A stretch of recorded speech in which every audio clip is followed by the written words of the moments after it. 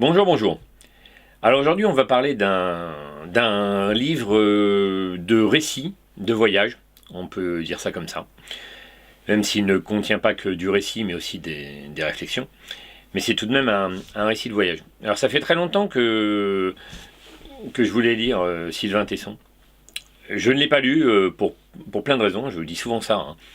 Je lis beaucoup de choses, il faut faire des choix. On ne fait pas que lire non plus. Lire, ça prend un certain temps, même si ça apporte beaucoup.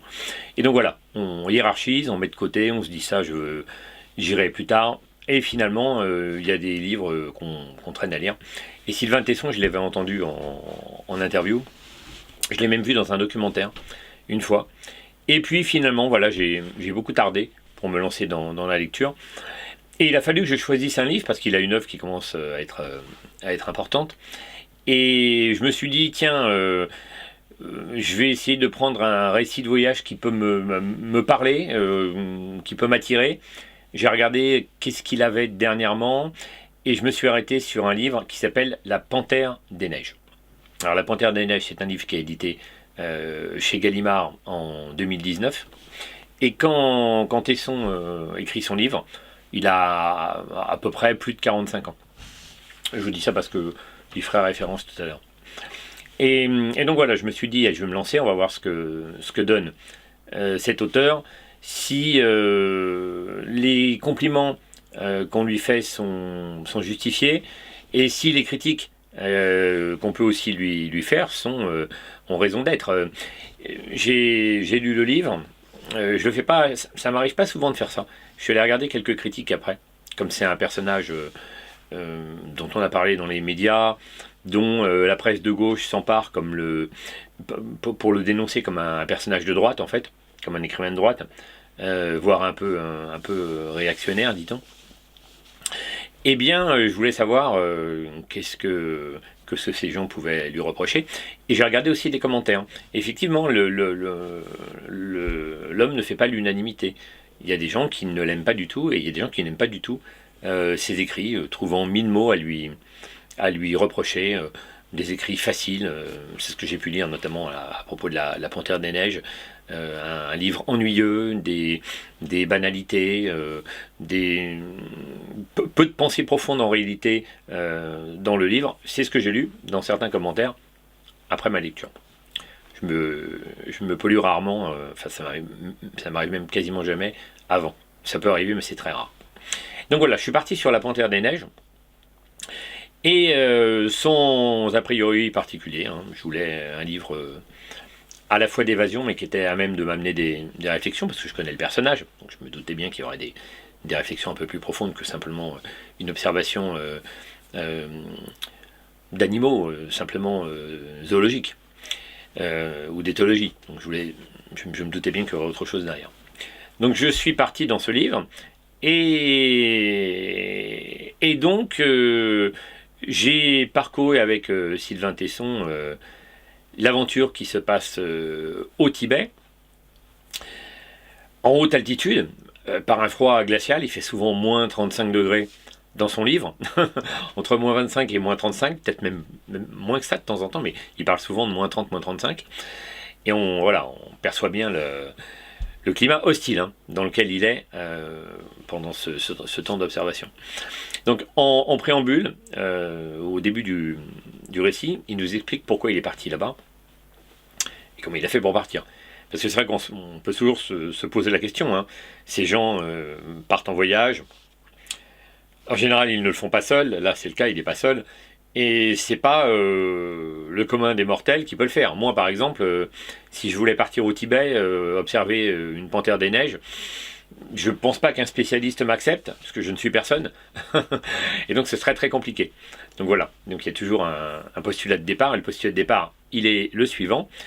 Sylvain Tesson a rencontré, par je ne sais plus quel biais, un photographe animalier très connu, un Français, Vincent Munier, donc qui passe sa vie à faire de la photo animalière, qui était déjà allé sur les traces de la panthère des neiges et qui veut y retourner.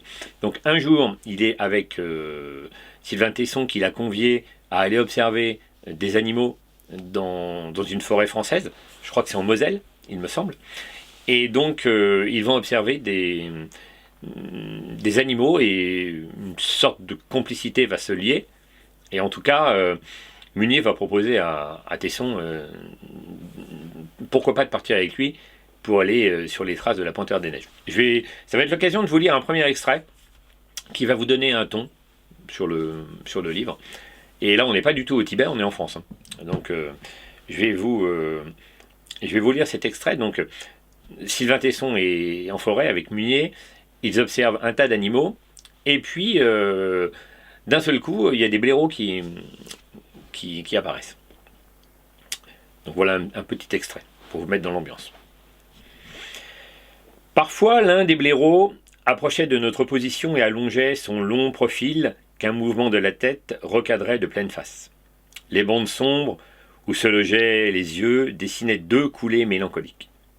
Il avançait encore, on distinguait les pattes plantigrades, puissantes, ramenées en dedans. Les griffes laissaient dans le sol de France ces empreintes de petit ours, qu'une certaine race d'humains, assez malhabile dans le jugement d'elle-même, identifiait comme traces de nuisibles, entre guillemets. C'était la première fois que je me tenais si calmement posté, dans l'espérance d'une rencontre. Je ne me reconnaissais pas. Jusqu'alors, j'avais couru de la Yakoutie à la Seine-et-Oise, obéissant à 3 principes. L'imprévu ne venant jamais à soi, il faut le traquer partout. Le mouvement féconde l'inspiration. L'ennui court moins vite qu'un homme pressé. Bref, je me persuadais d'un rapport entre la distance et l'intérêt des événements. Je tenais l'immobilité pour une répétition générale de la mort, etc., etc., etc. Donc voilà, là c'est le début donc, de l'aventure, on va dire. Et c'est en observant ces blaireaux qu'il se dit, oui, bah pourquoi pas suivre Munier. Alors après, il nous dit qu'effectivement, une invitation comme ça ne se refuse pas. Et donc, il suit l'artiste Munier dans son aventure à la recherche de la Panthère des Neiges. Je me fais une petite réflexion que je partage là. J'ai pensé à ça en lisant le livre, à ce moment-là, et pas qu'à ce moment-là, à d'autres moments aussi. Tesson, il a à peu près 45 ou 46 ans quand il écrit son livre. Et j'étais quand même étonné. C'est comme ça, quand on lit un livre, moi je ne le connais pas forcément, cet homme. J'ai une vague description du personnage, mais c'est tout. Quand on lit un livre, on entre dans l'intimité des gens. Là, c'est un récit de voyage, c'est pas un roman. Donc, il se livre beaucoup, tout au long du récit. Sylvain Tesson, c'est sympathique. Il nous donne son avis sur le monde, mais aussi sur sa propre existence. Et il nous confie donc des choses. Et là, on comprend très bien que Tesson, en fait, il n'a jamais eu l'idée de se dire qu'il allait se poser dans un endroit de la campagne et qu'il allait observer des bêtes. Alors ça m'a presque fait sourire, parce que moi je suis un citadin d'origine, un Parisien même. Mais pour autant, je ne vis plus à Paris depuis longtemps, j'adore la campagne, et je peux rester des heures et des heures à observer la nature, et éventuellement à voir des bêtes. Alors c'est amusant parce que justement, le blaireau, ça me parle particulièrement, parce que j'ai observé déjà des blaireaux, et j'étais posté dans la forêt, et j'attendais, simplement, patiemment, dans l'espoir de voir l'animal. Alors c'est amusant parce que moi j'ai pas vu une panthère des neiges, mais tout au long du roman, comme comme tout au long du récit, comme le récit a commencé par cet affût pour voir des blaireaux, ça m'a hanté tout au long du livre. Parce qu'en réalité, je me suis dit effectivement, lui il a de la chance, il part au Tibet à la recherche de la panthère des neiges. Moi, c'était un blaireau. Alors, pour cette anecdote que je compte ici, hein, à ce moment-là, c'était un blaireau que j'attendais. Et en fait, c'est la même réflexion qui est en jeu. C'est le même processus mental, c'est le même comportement qu'on adopte. Sauf que moi, quand je suis allé pour observer mon blaireau, eh bien, j'étais très enthousiaste, je le voulais, ça ne me coûtait pas du tout de patienter et d'être dans l'immobilité la plus totale. Et on a l'impression Donc 45 ans, c'est 46 ans, il a eu le temps de réfléchir à sa vie, qu'effectivement, je dis ça sans aucun mépris, hein. On a l'impression qu'il découvre un peu la Lune à 45-46 ans. Alors sans doute que c'est le reflet de son existence.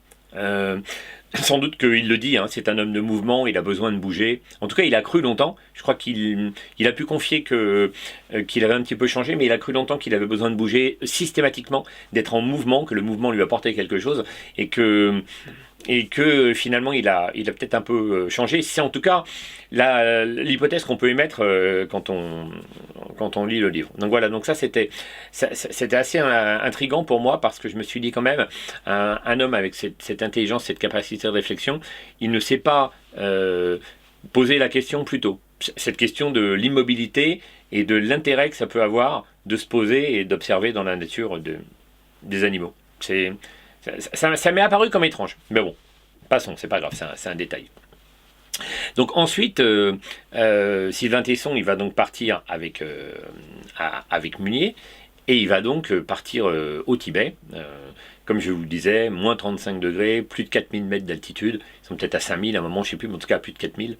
Et ils vont partir pour essayer d'observer cette fameuse panthère des neiges, animal un peu symbolique de l'endroit. Évidemment, il n'y en a plus beaucoup, elles ont été beaucoup chassées, comme plein d'autres animaux, et c'est enfin un animal un peu empreint de mystère, comme ça, on a envie de le voir, on ne sait pas si on va le voir, il est très discret, il est dans un milieu plutôt hostile, et c'est assez compliqué. Donc je comprends évidemment l'attente et l'idée générale qui se cache derrière.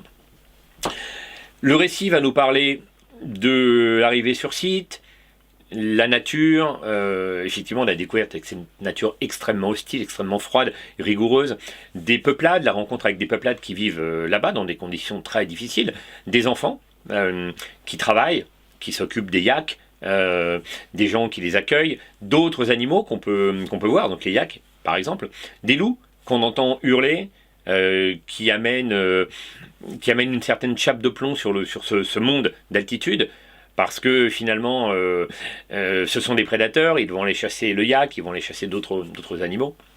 Donc toute une ambiance qui s'installe et que nous décrit véritablement bien Sylvain Tesson, avec des mots justes, avec des phrases magnifiques. C'est extrêmement bien écrit, et ça m'a fait d'ailleurs beaucoup de bien, parce que je sortais de Houellebecq. J'ai lu plusieurs Houellebecq, là, et je l'ai dit, en fait, ça m'a vraiment pas plu, le style de Houellebecq.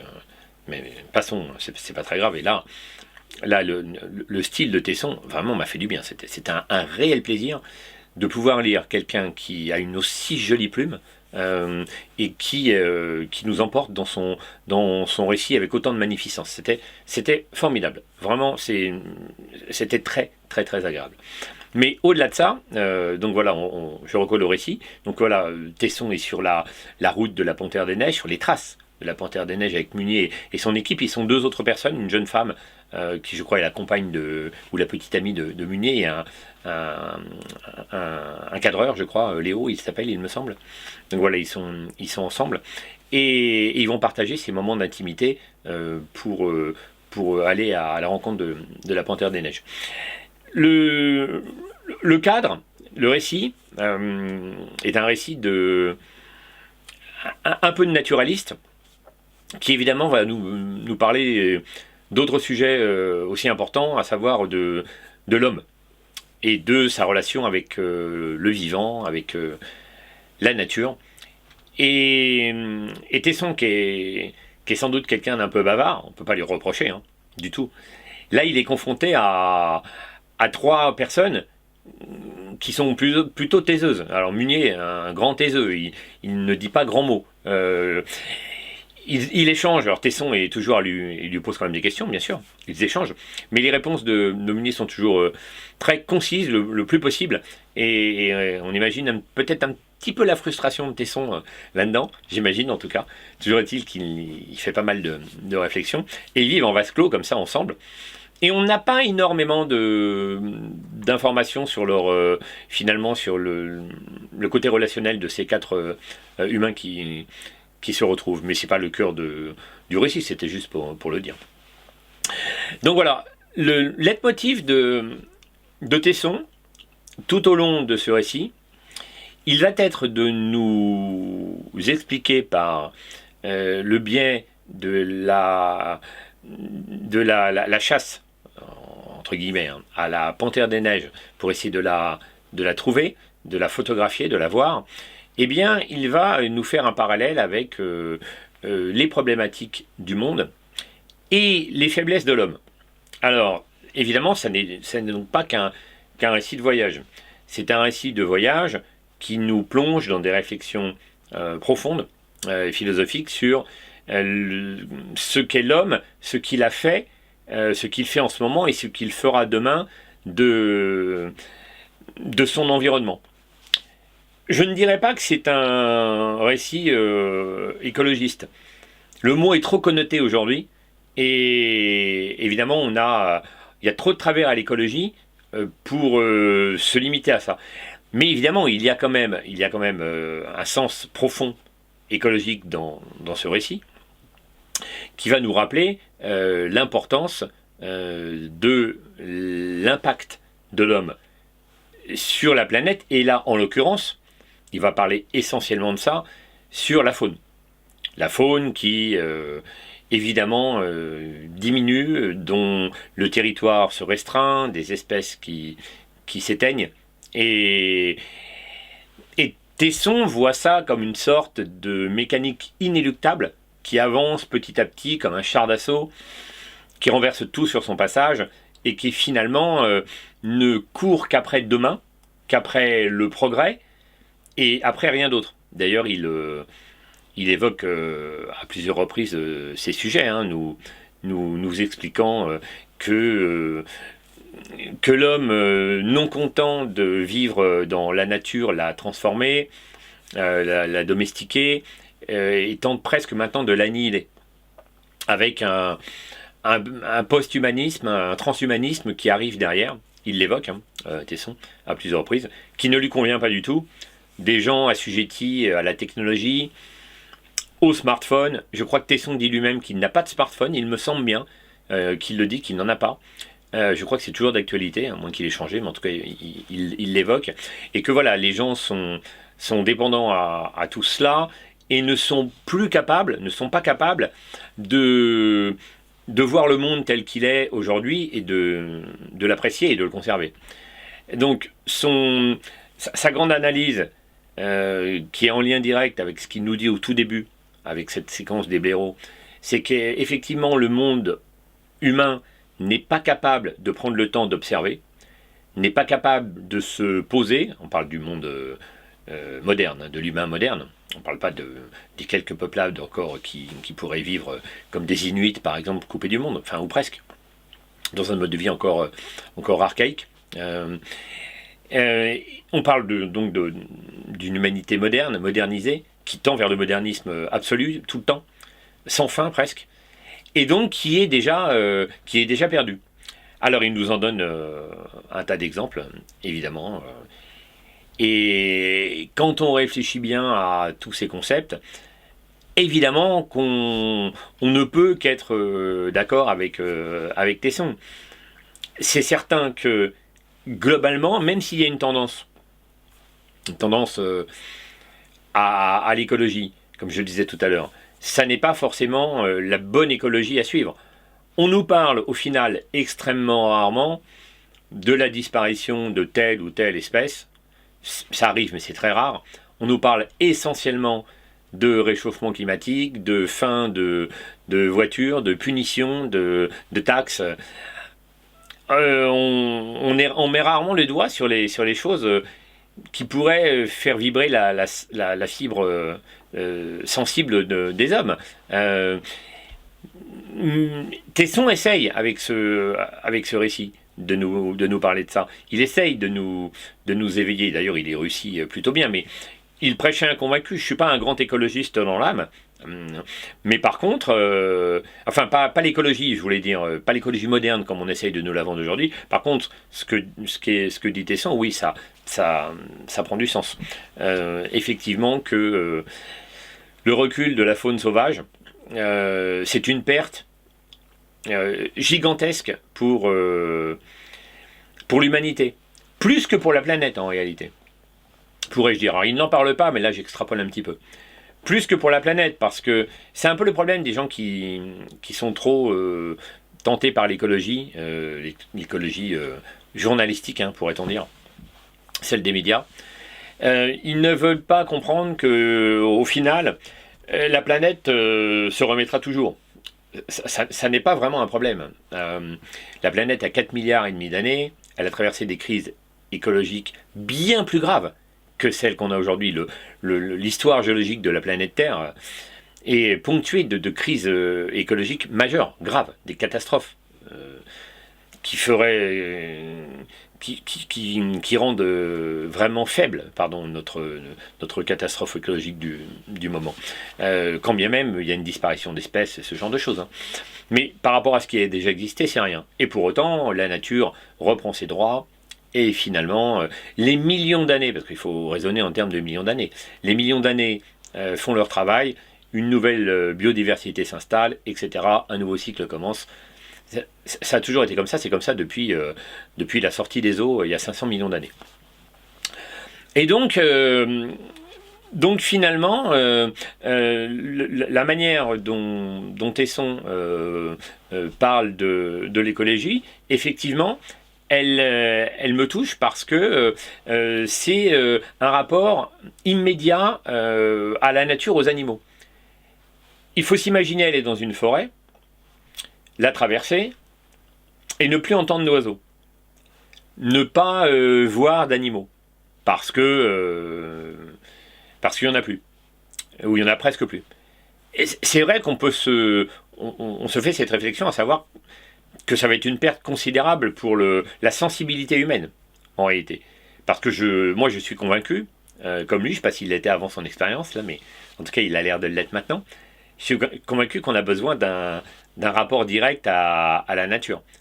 Que se retrouver en pleine nature avec des animaux sauvages, ça apporte autre chose que de déambuler dans une rue ou dans un centre commercial pour faire du shopping. Moi j'ai eu la chance de faire quelques voyages, je me suis retrouvé avec des ours près de moi, des ours sauvages. Et c'est vrai que quand alors je voulais aller les voir, hein, donc c'est... même si je les ai vus par hasard, il n'empêche que j'avais envie, il y avait une motivation pour les voir et rencontrer des ours.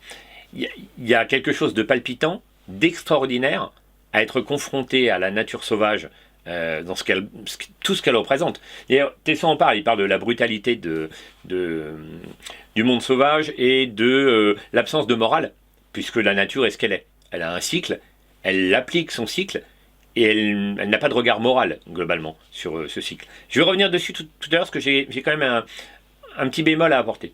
Mais voilà, je comprends bien cette sensibilité qu'il essaye de faire passer à travers son récit, d'avoir le plus de respect possible pour cette nature sauvage qui est en train de péricliter, et qui, effectivement, pour l'humain, pour le confort de l'humain, risque de disparaître.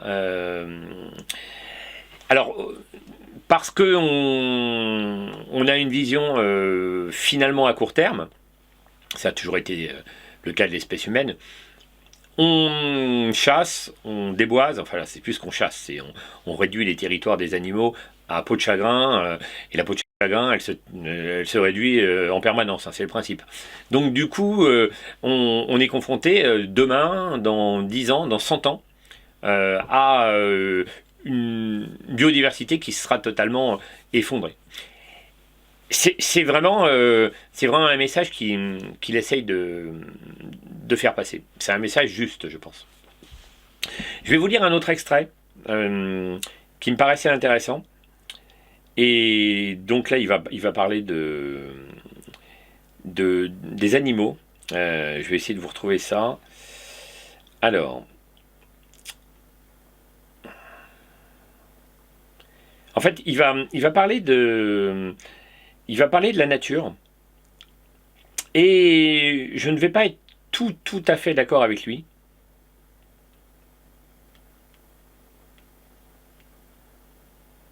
Voilà, je l'ai. Donc c'est dans le chapitre qui s'appelle La part des bêtes. Je ne veux pas être d'accord, je veux dire pourquoi après, je vous laisse les mots de Tesson. Ainsi, dans les 8 années de sa vie, la panthère embrassait-elle une existence totale. Le corps pour la joie, les rêves pour la gloire. Jacques Chardon ramassait ainsi la tâche de l'homme dans le ciel par la fenêtre, entre guillemets, vivre dignement dans l'incertain. Définition pour panthère, dit Jamunier. Pardon. Attention, dit-il. On peut se persuader que les bêtes jouissent du soleil, des profusions de sang et des siestes énormes. On peut leur attribuer des sentiments élaborés, et je suis le premier à le faire. Mais pas les affubler d'une morale. Une morale humaine, trop humaine, dis-je. Pas la leur, dit-il. Le vice et la vertu? Pas leur affaire. Le sentiment de honte après le massacre? Pas concevable, reprit Léo, qui avait lu des livres. Il nous rappelait la fulgurance d'Aristote. Entre guillemets. Chaque animal réalise sa part de vie et de beauté. Fermez les guillemets. Dans les parties des animaux, le philosophe définissait par cette seule phrase toute la conduite sauvage. Aristote bornait le destin animal aux fonctions vitales et à la perfection formelle, hors de toute considération morale. L'intuition du philosophe était parfaite, superbement pesée, noblement formulée, totalement efficace. Grec, quoi. Les bêtes occupent leur juste place, sans dépasser les parapets institués par les tâtonnements de l'évolution. Évolution puissance d'équilibre. Chacune constitue un élément de la machinerie de l'ordre et de la beauté. La bête est un joyau serti dans la couronne. Dû le diadème se laver de sang. La morale n'est pas invitée dans ces ordonnancements, ni la cruauté dans les dévorations. La morale était cette invention de l'homme qui avait quelque chose à se reprocher. La vie ressemblait à une partie de Mikado et l'homme s'avérait brutal pour ce jeu délicat. Il avait débarqué avec une violence pas toujours nécessaire à la survie de sa race et par surcroît sortant des cadres légaux par lui-même institués. Chaque animal distribue sa part de mort, aurait pu ajouter Aristote. 23 siècles plus tard, Nietzsche confirmait le postulat dans Humain trop humain, entre guillemets. Et la vie, au moins, ce n'est pas la morale qui l'a inventée, fermez les guillemets. Non, c'était la vie elle-même et son impératif d'expansion qui avait inventé la vie. Les bêtes de notre vallon et celles du monde connu vivaient par-delà le bien et le mal. Elles n'entachaient pas une soif d'orgueil ou de pouvoir. Leur violence n'était pas la rage. Leur chasse n'était pas des rafles. La mort n'était qu'un repas. Voilà, ça vous donne en même temps un peu du ton du livre. Et je m'arrête sur ce passage, parce qu'on n'est pas toujours d'accord avec ce qu'on lit, hein, donc c'est toujours intéressant de créer ses propres réflexions et de savoir pourquoi on n'est pas d'accord et d'en être certain. Là, je suis sûr que notre ami Tesson se trompe quand il nous parle de... Alors, la conclusion c'est de ce passage, c'est la mort n'étant pas un repas, voilà, la violence n'était pas la rage, leur chasse n'était pas des rafles. Et en fait, il y a une sorte de tentative, à mon avis, d'idéalisation de la nature et du cercle de la nature, et de le laver de tout péché, pourrait-on dire, de toute tare, de tout vice.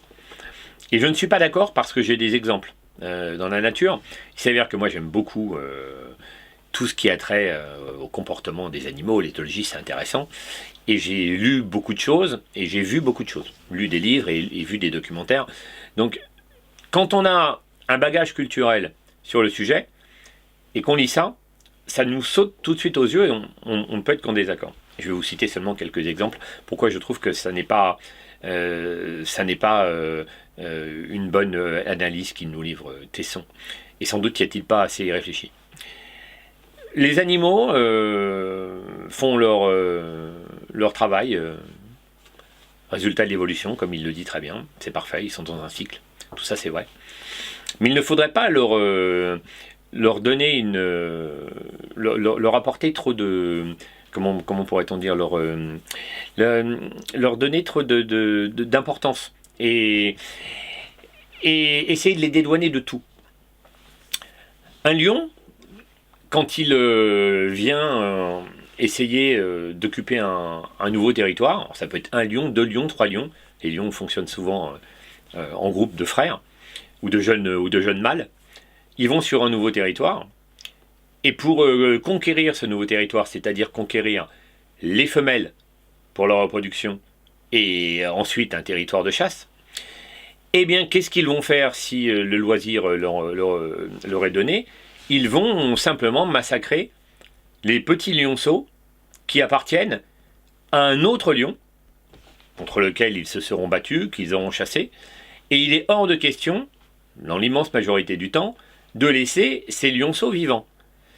Donc là, quand Tesson nous dit la mort n'était qu'un repas, moi ça fait écho en moi tout de suite. C'est un seul exemple, il y en a d'autres. Il y en a d'autres, je vais vous en citer un autre, parce que vraiment on pourrait me dire, mais non, mais tu n'as qu'un argument. Les chimpanzés, espèce véritablement intéressante parce qu'on en est proche, sont un peu dans le même fonctionnement de capacité à donner la mort. Si ce n'est gratuitement, d'une manière violente qui sans aucun rapport avec l'alimentation. Les groupes de chimpanzés sont capables d'aller attaquer un autre groupe de chimpanzés simplement pour de la conquête territoriale. Ils vont aller jusqu'à la mise à mort de singes, ça peut arriver. Mais pire que ça, ils sont capables de punir un individu de leur propre groupe parce qu'ils considèrent, pour des raisons qui parfois nous échappent, qu'il considère qu'il n'a pas sa place dans le groupe. J'ai vu un reportage passionnant sur le sujet, j'en ai vu d'autres qui parlaient de ce phénomène, mais un en particulier, je crois que ça s'appelait la guerre des singes, où il y avait un chimpanzé qui était pris à partie par énormément de mâles de son groupe, et qui était mis à mort. Mis à mort, c'est-à-dire qu'il le tuait véritablement, il y avait une sorte d'embuscade, on l'attendait dans un coin de la forêt, et on le mettait à mort. Donc, cette vision que je suis obligé de qualifier un peu de naïve de Tesson, elle est dommage parce que bon, il a le droit de penser ce qu'il pense, hein. Mais je trouve que il y a un petit manque de réflexion sur le sujet pour un homme qui réfléchit autant. Alors évidemment, on pourrait toujours dire qu'on en a un temps de trop et que ces gens restent des hommes, hein, aussi brillants soient-ils, et qui ne peuvent pas tout connaître. Mais quand on se lance dans un sujet et qu'on essaye de l'interpréter, il ne faut pas trop commettre d'erreurs. Surtout quand on veut en tirer des grandes leçons. Et là, il veut en tirer une grande leçon de morale et d'immoralité humaine, en fait. Donc voilà, donc une petite parenthèse, une petite critique. J'ai vraiment pas beaucoup de critiques à faire sur ce livre. Là, c'était pour donner un point de désaccord en particulier. Donc Tesson va également nous parler de ses propres attentes, de ses propres recherches lors de cette expédition. Il va nous expliquer qu'effectivement on part chercher la panthère des neiges et finalement on retrouve sa mère, on retrouve qu'on a perdu, qui est décédé, on retrouve un être aimé qu'on a également perdu. C'est l'occasion pour lui de nous rappeler son accident. Il est tombé d'un toit, je ne sais pas s'il était en état d'ébriété, mais je crois bien, et que donc il a eu cet terrible accident qui l'a diminué considérablement physiquement. Je crois qu'il a une paralysie d'une partie du visage. Il n'est plus lui-même, il le dit d'ailleurs dans le livre, il explique qu'il ne va pas pouvoir porter tout le barda nécessaire. Bon, il part quand même en expédition, hein, ceci dit. Voilà, il a de la chance qu'on l'accueille. Encore une fois, je pense que c'est parce que c'est Sylvain Tesson. Je ne suis pas sûr que si moi, en ayant mal au dos, je vais voir un mec et je lui dis emmène-moi à tel endroit, mais je te préviens, je ne peux pas porter mon sac à dos, je suis pas sûr qu'on me dise oui. Je pense que c'est le privilège de la notoriété. J'imagine, hein, je dis ça comme ça. Donc voilà, il le dit, en tout cas lui il a l'honnêteté de le dire, il en parle clairement, il dit voilà que ils se sont un peu diminués et qu'il ne sait pas trop quelle place il va avoir dans cette expédition parce qu'il ne peut pas porter grand chose. Donc toujours est-il que sur les traces de la panthère des neiges, il part aussi sur les traces de sa propre existence et pas simplement de la critique de la civilisation et de l'homme. Il y a pas mal d'autodérision, ça c'est bien senti. Il nous parle de ses déceptions amoureuses, il nous parle moments qu'on laisse passer dans l'existence qui font beaucoup réfléchir plus tard.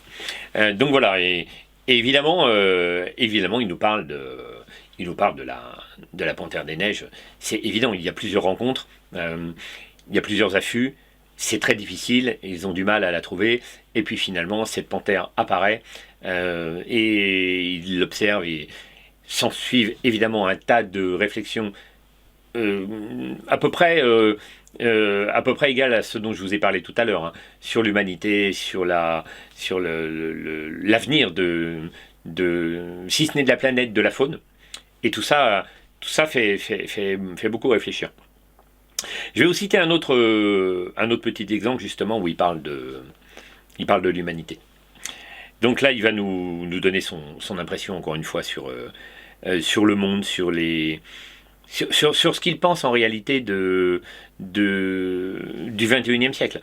C'est sans doute parce que Tesson n'est pas un homme du 21e siècle.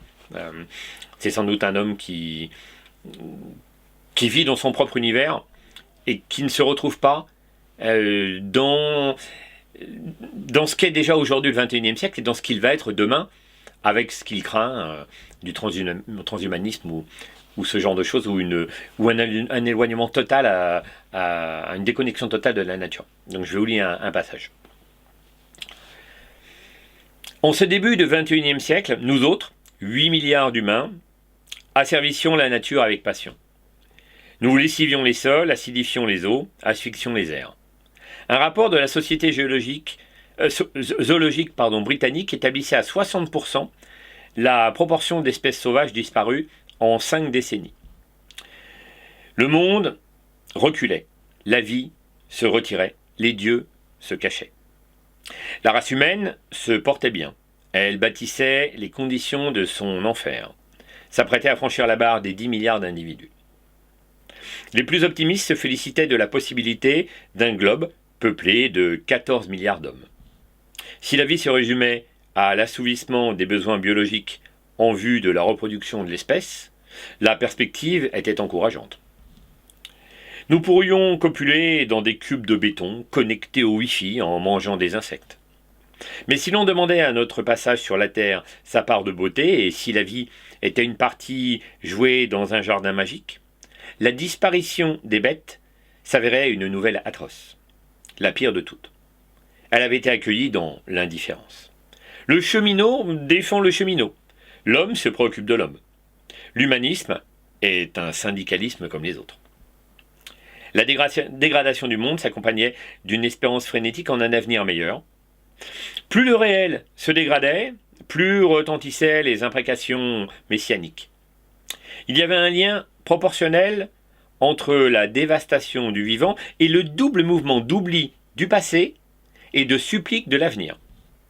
Entre guillemets, demain mieux qu'aujourd'hui, slogan hideux de la modernité. Les hommes politiques promettaient des réformes, des changements, jappait-il.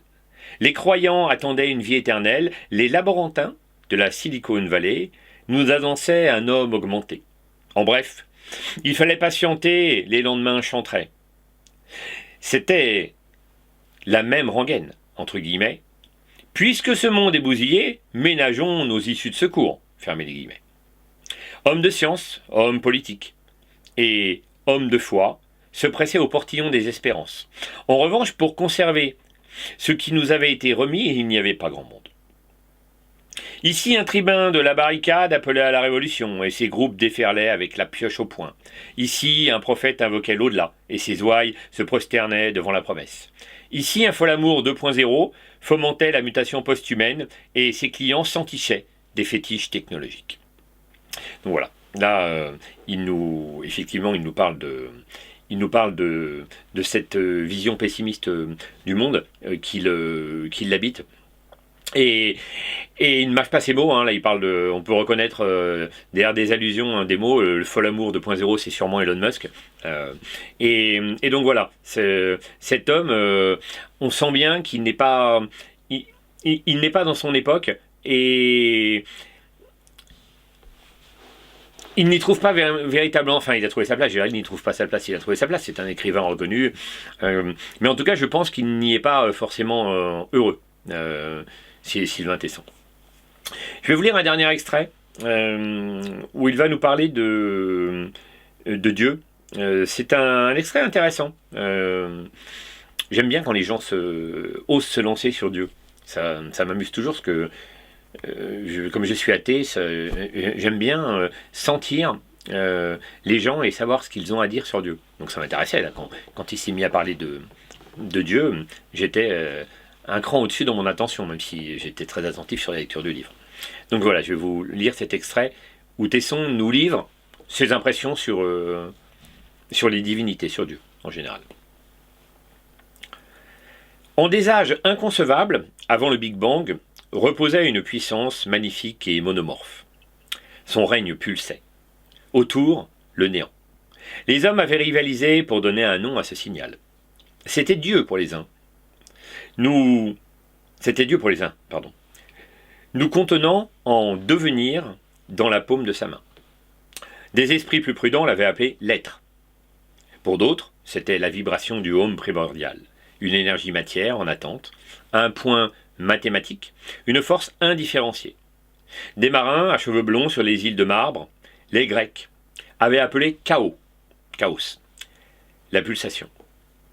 Une tribu de nomades, recueillis de soleil, les Hébreux, l'avaient baptisé le Verbe, que les Grecs traduisaient par souffle. Chacun trouvait un terme pour désigner l'unité. Chacun affûtait ses poignards pour zigouiller son contradicteur. Toutes ces propositions signifiaient la même chose. Dans l'espace-temps ondulait une singularité première. Une explosion la libéra.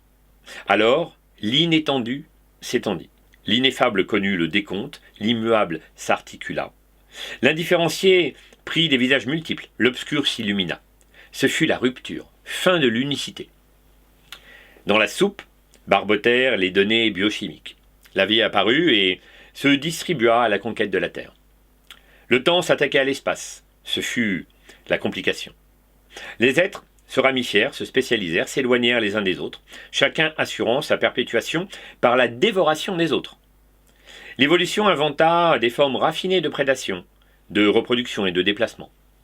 Traquer, piétiner, tuer, se reproduire fut le motif général. La guerre était ouverte, le monde son champ. Le soleil avait déjà pris feu, il fécondait la tuerie de ses propres photons, et il mourait en s'offrant. La vie était le nom donné au massacre, en même temps que le requiem du soleil. Si un dieu était vraiment à l'origine de ce carnaval, il aurait fallu un tribunal de plus haute instance pour le traduire en justice. Avoir doté les créatures d'un système nerveux était la suprême invention dans l'ordre de la perversité. Elle consacrait sa douleur comme principe. Si Dieu existait, il se nommait, entre guillemets, souffrance. Bon voilà, après il nous parle d'autres choses dont je ne vous parlerai pas maintenant. Donc voilà, ça c'est intéressant parce que moi j'aime bien qu'on me livre ses impressions sur Dieu et c'est un très beau texte, une très fine analyse à laquelle j'adhère. C'est vraiment fin comme manière de voir les choses. Et encore une fois, vous avez pu le voir, j'espère que vous l'apprécierez, que c'est un texte qui a vraiment des qualités. Globalement, on ressort de la lecture de La Panthère des Neiges avec ce sentiment d'avoir parcouru un texte magnifiquement écrit, rempli de réflexions intelligentes, auxquelles on n'adhère pas toujours. Je vous le dis, bon, il y a cette histoire sur les animaux dont j'ai parlé tout à l'heure, il y a peut-être quelques détails également qui m'ont interloqué. Mais globalement, on ne peut être que d'accord avec cette traversée, ce voyage qui nous emmène aux confins du monde, dans un territoire encore un peu sauvage, et qui nous permet de contempler la nature précieuse et rare dans toute sa splendeur, avec ce qu'elle a de symbolique, avec ce qu'elle a de terrible, puisque effectivement on le constate. Je parlais des ours tout à l'heure. Bon bah voilà, les ours ont leur territoire réduit. Ailleurs ce sont les lions, ailleurs ce sont les panthères des neiges. En France, même si on a une réintroduction d'ours et on a une arrivée du loup, un retour du loup, globalement on peut craindre que ça ne dure pas. on voit le foin que ça peut faire dès qu'un ours des Pyrénées attaque par exemple des brebis. Je ferai pas le débat avec toute l'hypocrisie qui va derrière. C'est-à-dire qu'on va pointer du doigt l'ours des Pyrénées, hein, je ne sais pas combien ils sont, 10 ou 20, on va parler du retour du loup, mais par contre jamais on ne va parler pardon, des chiens errants qui tuent les brebis dans les montagnes. Parce qu'il faut avoir vécu à la campagne pour savoir qu'il y a beaucoup de chiens errants dans les fermes, ça traîne un peu partout.